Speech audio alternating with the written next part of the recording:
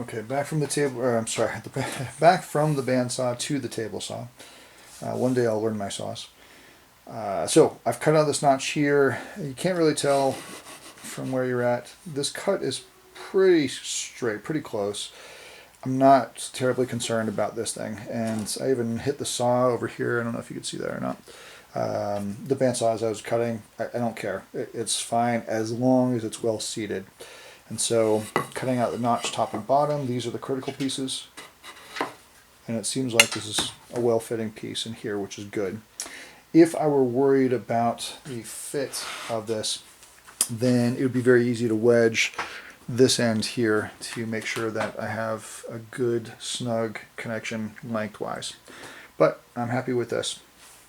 So the setup now, once I have my template, is to bring the fence over.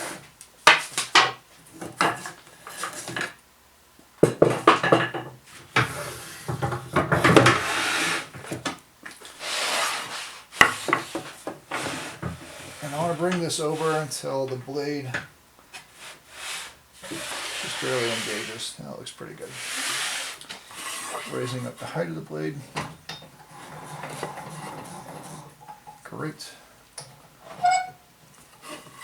Okay, so in this operation, you'll see that well before this leg is going to be engaging in the saw, I've got enough of this MDF cutting, and then I'll start cutting in this leg here, so I'm well into having good support on the bed of the machine as well as the fence.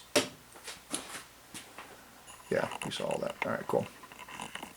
So, so I like how this thing looks. I'm going to set this one up. I should be able to do this. All right, cool. Here we go. Putting in hearing protection. Off to the races.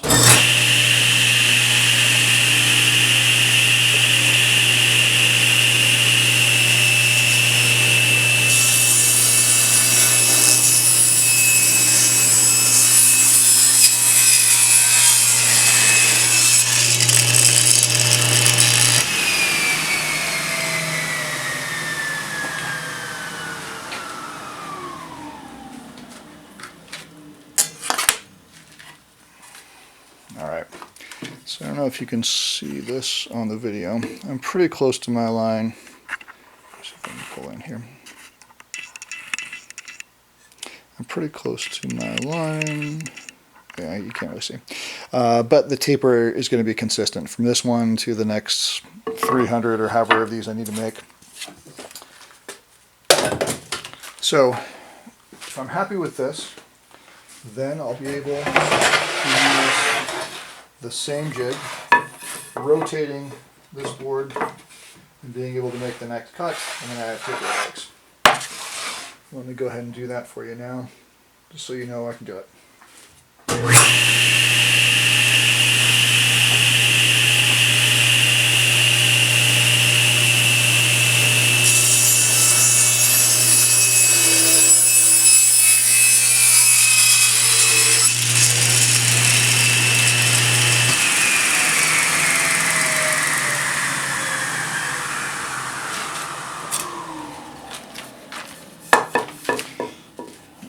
Let's see if I can zoom out a bit.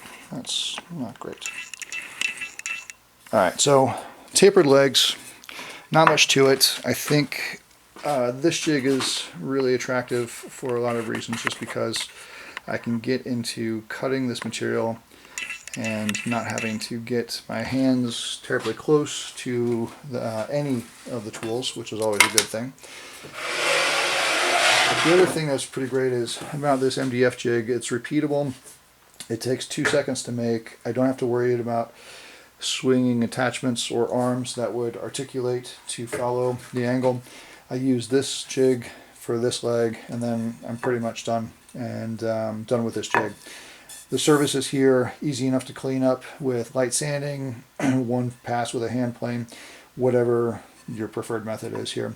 The thing of note that I do want to point out before I sign off, orientation of this board I think is kind of critical. So if I'm cutting it here, I want the taper to be, oops, sorry everyone, I want the taper to be cutting at the end here. So actually, let me rephrase it. So thinking about where the force is going to be happening. So I like this position here because with that spinning blade, it's forcing all of everything back, basically. And I like how this jig pushes into and against that force. If I were to have the jig going in the opposite direction, I just don't know if I love, yeah, this would be more to the point. I just don't know if I love having this go in the opposite orientation here. I really want all of the force of this saw coming back into this corner back here. And so by doing that, or by doing so, you have a really easy way for making tapered legs on something that you can hang on to forever. Cool. Thanks, everyone.